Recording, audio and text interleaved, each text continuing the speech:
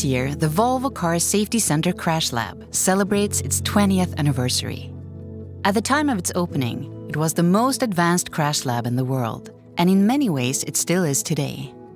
When inaugurating this facility 20 years ago, it was unique in its appearance, enabling us to recreate any type of crashes that our team find in the real world, with real people in real traffic. Before a physical crash test, the car model has already gone through thousands of computer-simulated scenarios. At Volvo, we set our own standards. We develop beyond what is rating and what is a legal requirement. We do that based on what we see in the field. The crash lab contains 2 test tracks of 108 and 154 meters long, respectively. The shorter track is adjustable between 0 and 90 degrees, allowing for different crash angles. Cars can be crashed at speeds up to 120 kilometers per hour. At Volvo Cars, we have a vision that no one should be seriously injured or killed in a new Volvo. Having that mindset in combination with very dedicated people, a dedicated organization, and facilities like this is really what makes the difference. The outside area is used for performing tests like rollover crashes and run-off-road scenarios, whereby cars are launched into a ditch at high speeds. Both the car and the barriers are fitted with sensors that register the entire chain of events in detail. Dozens of ultra-high-definition cameras also film the impact from multiple angles. Since its opening in 2000, the lab has crashed on average 1 car every day. Safety has been at the core of everything we do since 1927. For us, it has always been about protecting people. I'm really excited with all the possibilities with electrification, connectivity, and autonomous drive. And I know this lab will continue to help us save lives also in the future.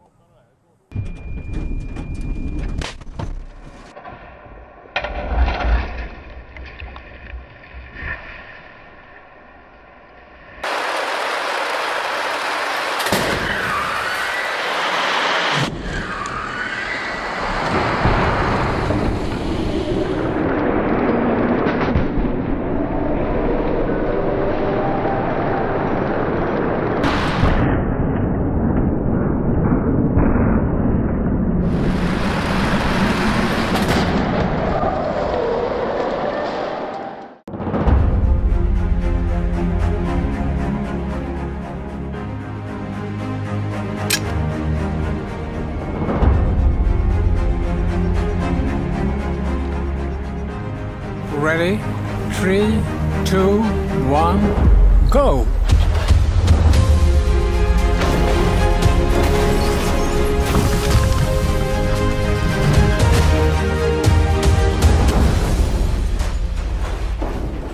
Today we have dropped 10 cars from 30 meters from a crane. We do that because the rescue team or emergency service need to develop new methods to release people inside the car with a severe crash. We are several different rescue services that cooperate to find best practice in tools and methods and tactics regarding extrication in car accidents. Today we are testing our methods and really going about it in such a scientific way as we can. We try to measure everything, what pressure we use, how much force we have to use, how much time different methods take, all of those things. The goal is for us to be better at our job and to get access to people in crashed cars in less time. Normally we crash cars in the laboratory, and this was the first time we dropped them from a crane. We see extreme deformation after the test. And we do this to give the rescue team a real challenge to work with. There are some different scenarios where we do extrications in modern cars. For instance, when a car hits a larger vehicle, or when we have accidents in very high speed, or when we have situations where a car is hit where there are no crumple zones, for instance like the T-bone accident. In these kind of situations, the people in the car are usually in a critical situation. We usually talk about the golden hour, and that means we have to have the patient in the hospital at the latest 1 hour after the accident has happened. A problem we have as fire brigade is that when we do train normally, we usually get our cars from scrap yards, and these cars are most often 10, 15, maybe 20 years old, and they work very differently from the cars today regarding safety and hardness in the steel and how they work when we try to open them up. So therefore it's extremely important for us to work with new cars. Our work here will end up in a report, and that's not just for us who's working here today. It will hopefully be used all over Sweden and possibly internationally too. The reason that we work close together is because we have the same goal, and that's to have safe roads.